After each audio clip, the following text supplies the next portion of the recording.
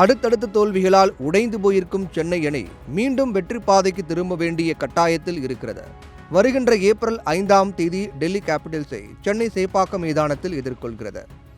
அக்சர் பட்டேல் தலைமையில் டெல்லி 2 வெற்றிகளை சுவைத்துள்ளது. இதனால் ஹாட்ரிக் வெற்றியை பெற டெல்லியும், ஹாட்ரிக் தோல்வியினை தடுக்க சென்னையும் கடுமையாக போராடும்.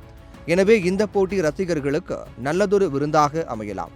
இந்நிலையில் மும்பை அணிக்காக முதல் தர கிரிக்கெட் போட்டிகளில் விளையாடி வரும் மகாராஷ்டிரா மாநிலத்தின் 17 வயது ஓபனர் ஆயுஷ் மத்ரேவை சென்னை அணி ட்ரையல்ஸ்க்காக அழைத்துள்ளது. தற்போது அவர் சென்னையில் உள்ள BCCIயின் 19 வயதுக்குட்பட்டோருக்கான பயிற்சி முகாமில் இருக்கிறார். விரைவில் நாவலூரில் இருக்கும் CSK அகாடமியில் ட்ரையல்ஸ்க்காக ஆயுஷ் இணைவார் என தெரிகிறது. BCCI விதிப்படி வீரர் ஒருவர் காயமடைந்தாலோ அல்லது பங்கு பெற முடியாமல் போனாலோதான் அவருக்கு பதில் மாற்று வீரரை அணியில் சேர்க்க முடியும். ஆனால் CSK CEO காசி விஸ்வநாதன் எங்களது வீரர்கள் யாருக்கும் காயமில்லை என்று விளக்கம் அளித்துள்ளார். அதேபோல எந்த ஒரு வீரரும் இடையில் விலகுவது போலவும் தெரியவில்லை. இதனால் ஆயுஷ் மத்ரேவை இவ்வளவு அவசரமாக எதற்கு அழைத்தார்கள் என்ற கேள்வி எழுந்துள்ளது.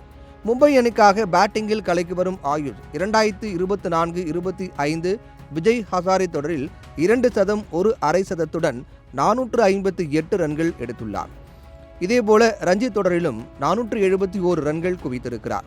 ஆயுஷின் அதிகபட்ச ஸ்கோர் 176 ரன்கள் ஆகும். அவரது அசத்தலான ஆட்டம் தோனியை வெகுவாக கவர்ந்துவிட்டதாம்.